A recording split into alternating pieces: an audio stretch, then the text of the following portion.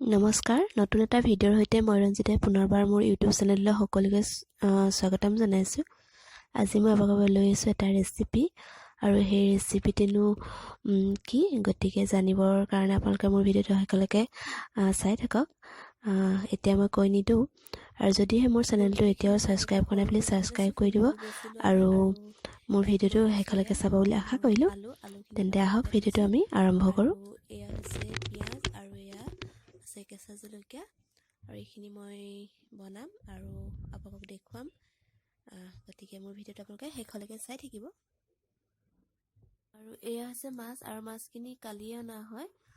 প্ৰথমতে মই ফুলকবি, আলু এইখিনি সৰুকৈ কাটি ল'লোঁ।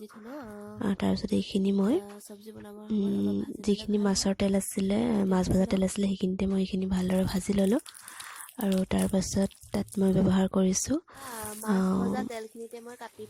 বিলাহী, আৰু বিলাহী, পালেং শাক। আৰু যদিহে এনেদৰে আপোনালোকে খোৱা নাই এবাৰ খাই চাব।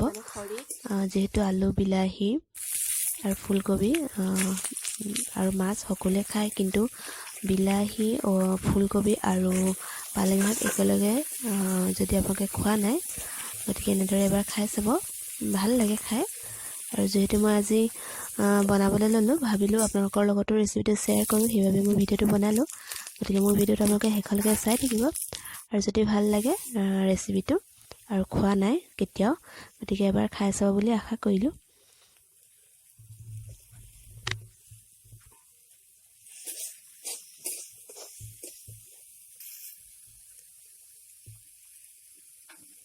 আৰু ইয়াত মই মছলা বেছিকৈ ব্যৱহাৰ কৰা নাই, মাত্ৰ ইয়াত মই অকণমান জিৰা গুড়ি ব্যৱহাৰ কৰিছোঁ।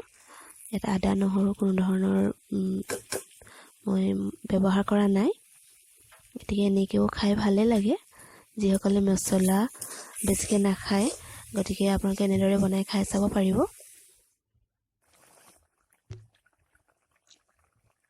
আৰু যদি আপোনালোকে ভাবে মছলা বেছিকৈ দিওঁ বুলি, জিৰা, ধনিয়া বা এনেকুৱা ধৰণৰ কিবা যদি মছলা দিম বুলি ভাবে, আপোনালোকে ইয়াত মছলা ব্যৱহাৰ কৰিও খাব পাৰিব।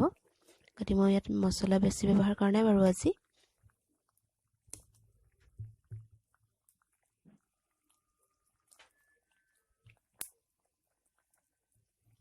আৰু যেতিয়া ভালদৰে উতল আহিলে, উতল অহাৰ পাছত মই মাছখিনি ইয়াত ব্যৱহাৰ কৰিছোঁ, আৰু গৰম পানী ব্যৱহাৰ কৰিব, তেতিয়া ভাল হয়।